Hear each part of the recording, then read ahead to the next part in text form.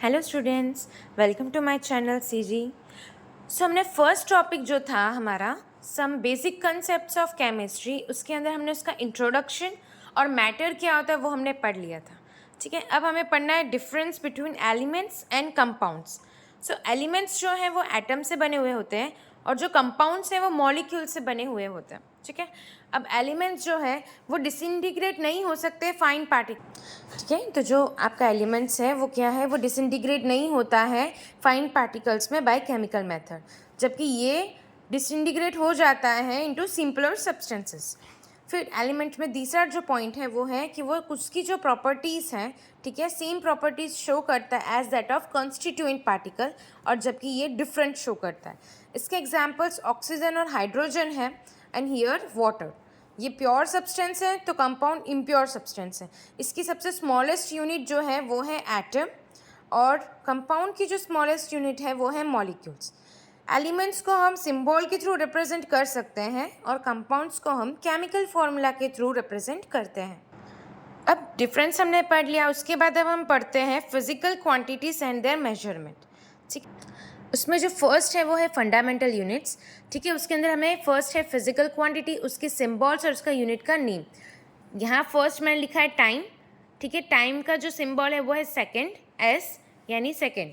मास होगा तो kilogram, length होगा तो मीटर, टेम्परेचर होगा तो केल्विन, इलेक्ट्रिक करंट होगा तो एम्पियर, और ल्यूमिनस इंटेंसिटी होगी तो उसको बोलेंगे कैंडिला। एक ये फर्स्ट जो हमने पढ़ा वो था फंडामेंटल यूनिट, और सेकेंड जो है वो है डिराइव्ड यूनिट। अब डिराइव्ड यूनिट के अंदर जो यहाँ मैंने लिखा है क्वांटिटी विद सिंबल, और उसका सिंबल कैसे रिप्रेजेंट करना है वो velocity that is v, metre पर सेकेंड, एरिया मीटर पर स्क्वायर, वॉल्यूम मीटर पर क्यूब, डेंसिटी जो है यानी मास अपॉन वॉल्यूम किलोग्राम पर मीटर क्यूब, एनर्जी जूल में उसको उसका ऐसा यूनिट जो है वो जूल है, फ्रिक्वेंसी साइकिल पर सेकेंड यानी हर्ट्स।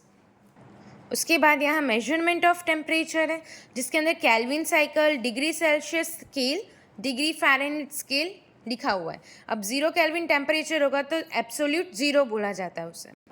सब उसके बाद हमें पढ़ना है law of chemical combination, law of conservation of mass, second है law of constant proportion, third one is a law of multiple proportions, ऐसे गे-लुसैक्स लॉ भी है, एवोगैड्रो लॉ भी है।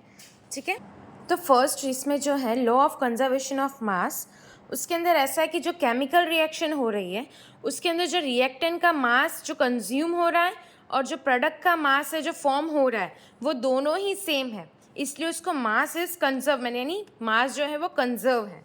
सेकेंड है लॉ ऑफ कांस्टेंट प्रोपोर्शन, तो ये law के हिसाब से ऐसा कहा गया है कि जो मास का जो प्रपोर्शन है जो एलिमेंट का है वो कौन से सैंपल है, इन अ कंपोजिट सैंपल, वो हमेशा सेम रहेगा। और ये जो लॉ है वो फ्रेंच के केमिस्ट जोसेफ प्रूस्ट ने दिया था। ठीक है, थर्ड है आपका लॉ ऑफ मल्टीपल प्रोपोर्शन, उसमें ऐसा है कि जब कोई दो एलिमेंट कंबाइन होते हैं टू फॉर्म टू और more than two different compounds, ठीक है, तब क्या होगा, जो मास होगा अलग होगा एक एलिमेंट का, वो कंबाइन होता है किसी fixed mass of other element again. अब इसमें empirical formula and molecular formula है। ठीक है, मॉलिक्यूलर फार्मूला जो है वो रिप्रेजेंट करता है actual number of each individual atom in any molecule. Empirical formula जो है वो स्मॉलेस्ट होल नंबर एक्सप्रेस करता है, that is the ratio of constituent atom with in the molecule. ठीक है, यहाँ मैंने लिखा है concentration of the solution mass by mass percentage, यानी सॉलिड का जो अमाउंट है वो ग्राम, सॉलिड जो है वो आपका ग्राम में है। ठीक है, आपने ग्राम में लिया है। Amount of solid in gram which is present पर 100 ग्राम ऑफ द सॉल्यूशन, आपका सॉल्यूट अपॉन जो सॉल्यूशन है वो that is multiply by 100, that is your mass percentage of solute. Second है मास बाय वॉल्यूम परसेंटेज, कितना amount of solute जो है आपने लिया है 100 ml सॉल्यूशन में, that is your mass by volume percentage.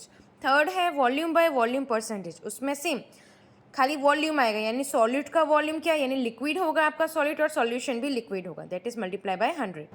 उसके बाद है मोलारिटी और मोलालिटी। ठीक है, मोलारिटी को हम कैपिटल एम से रिप्रेजेंट करेंगे, numbers of moles of solute पर 1000 ml ऑफ द सॉल्यूशन। ठीक है, कितने नंबर्स ऑफ सॉल्यूट जो है वो किस में है, volume of solution 1000 ml of solution में बने, दैट इज योर मोलारिटी।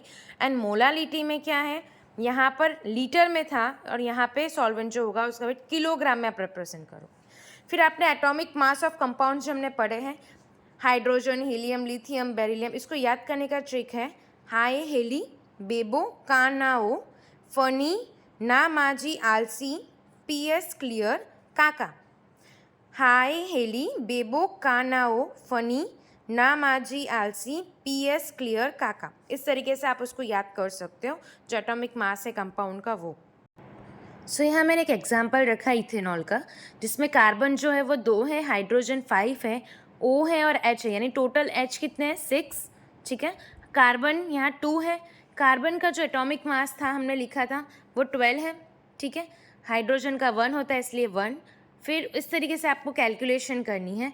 फिर यहाँ मैंने लिखा है परसेंटेज ऑफ कार्बन। अब कार्बन कितने हैं 2, तो यहाँ 2 मल्टीप्लाई बाय जो उसका एटॉमिक मास है वो एंड मल्टीप्लाई बाय 100/46, यानी टोटल जो ये आया है वो, उसका आपका कार्बन का परसेंटेज पता चल जाएगा। हाइड्रोजन यहाँ 6 है इसलिए मैंने यहाँ डायरेक्ट 6 लिख दिया है। उसके बेस पे यहाँ पे मैं उसका परसेंटेज ढूंढ लूँगी, और ऑक्सीजन 1 है इसलिए 1 × 16 जो आपका टोटल था वो। इस तरीके से आप इसको कैलकुलेशन कर सकते हो। अगर आपको किसी टॉपिक में डाउट हो तो आप कमेंट सेक्शन पे बता सकते हैं। आई होप आपके डाउट्स क्लियर हो गए होंगे। Thank you.